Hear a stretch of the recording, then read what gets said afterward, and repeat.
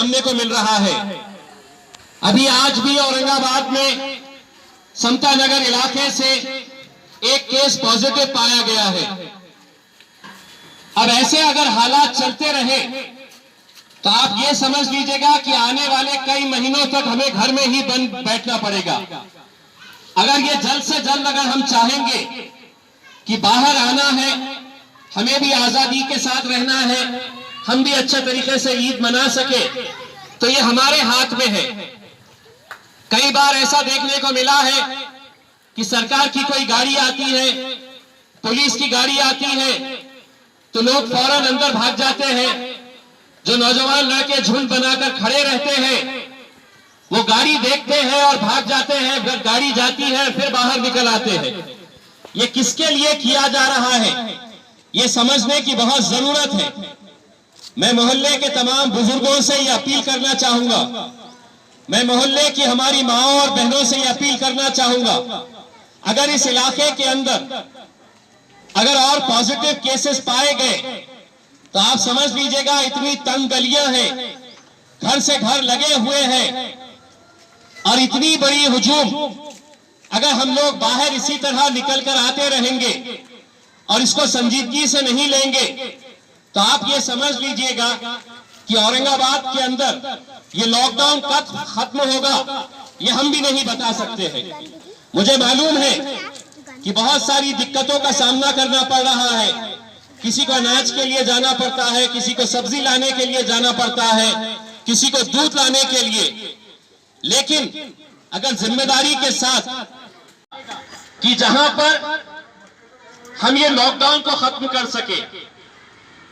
आज ही home minister साहब के साथ मीटिंग हुई और मुझे पर्सनली बड़ी शर्मिंदगी महसूस होती है जब लोग उस मीटिंग के अंदर ये कहते हैं कि साहब किराड़पुरे के अंदर आपके लोग सुन नहीं रहे हैं, रोशन गेट के अंदर लोग सुन नहीं रहे हैं। आप सोचिए उस वक्त जिसकी नुमाइंदगी मैं कर रहा हूं वहां पर कितनी शर्मिंदगी महसूस करनी पड़ती है, और ये किसकी भलाई के लिए। आपको एक बात मैं बताना चाहता हूं, बात करनी है लेकिन आप लोग अच्छी तरह से सुन ले। जितने भी बुजुर्ग लोग हैं, अभी कुछ दिन पहले जब आरिफ कॉलोनी के अंदर एक मौत हुई कोविड-19 से, उस शख्स का जब इंतकाल हुआ तो उनके घर वालों को जनाजे की नमाज तक नसीब नहीं हुई, उन्हें अपने घर वालों को दीदार तक नसीब नहीं हुआ है। सीधा अस्पताल से लाश प्लास्टिक के अगर यहां पर भी बन गए तो आप सोचिए कि हमारे चाहने वालों का मरने के बाद हम सूरज भी नहीं देख सकते हैं। अगर ये चाहते हैं आप लोग तो आज मैं आप लोगों के बीच में वर्ल्ड हेल्थ ऑर्गेनाइजेशन की पूरी टीम आई और उन्होंने मुझसे ये इल्तिजा किया कि हमारे लाख बोलने के बावजूद भी यहां के हालात सुधर नहीं रहे हैं, और आपके हालात सुधर नहीं रहे इसीलिए शहर के हालात खराब होते जा रहे हैं। हर मोहल्ले के अंदर मैं खुद अपने घर में जाकर बैठा हूं, मैं चाहता हूं कि रोज निकलूं, आप लोगों के बीच में आऊं, लेकिन मेरे घर में भी मेरी वालदा है, मैं मेरी वजह से मेरी वालदा की जिंदगी में धोखे में नहीं डालना चाहता हूं।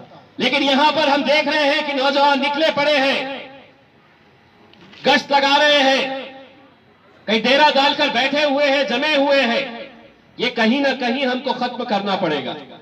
और यहां पे मैं आप लोगों से अदबन गुजारिश करना चाहूंगा, मोहल्ले के जितने भी बुजुर्ग लोग हैं, आप लोग कुर्सी डाल के बैठिएगा और ये ख्याल रखिएगा कि कोई सड़क के ऊपर ना निकले। अगर हर शख्स अपने घर की खुद की जिम्मेदारी अगर ले लेगा तो यहां पर इस तरह का ऐसा माहौल हमें रोज देखने को नहीं मिलेगा।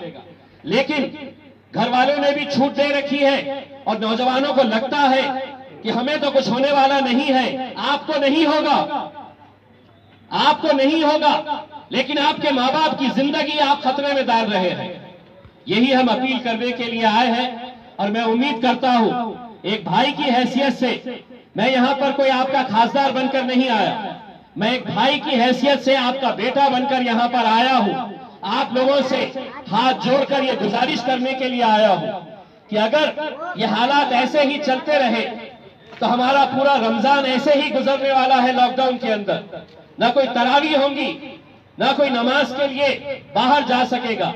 अगर हम लोगों ने कुछ और दिन अगर ये अच्छे तरीके से अपने घरों में बंद रहे तो हम सरकार से कहेंगे कि अब हमारे शहर के अंदर ये खत्म हो गया है, अब इसे रेड जोन से बाहर निकालकर ये शहर का लॉकडाउन खत्म करें। ये फैसला आप लोगों को लेना है। इसीलिए आप लोगों से एक बार फिर से मैं अदबन गुजारिश करने के लिए आया हूं।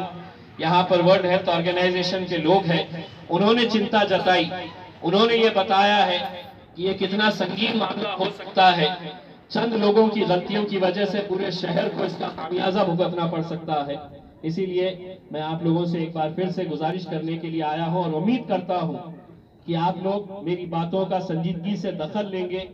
इसे ये ना समझे कि मुझे कुछ नहीं होने वाला है, मुझे अभी तक कुछ हुआ नहीं है।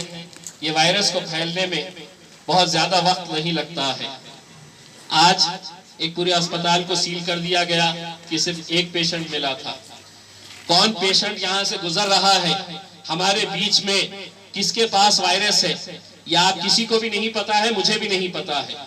लेकिन जब ऐसी भीड़ देखते हैं तो हमें भी डर लगता है। इसीलिए मैं आप तमाम लोगों से ये एक बार फिर से अपील करना चाहूंगा कि इसे संजीदगी से ले, और उम्मीद करता हूं कि इस इलाके के बुजुर्ग अपनी जिम्मेदारी समझकर अपने बच्चों को अपने अपने घरों के अंदर रखें। बहुत बहुत शुक्रिया।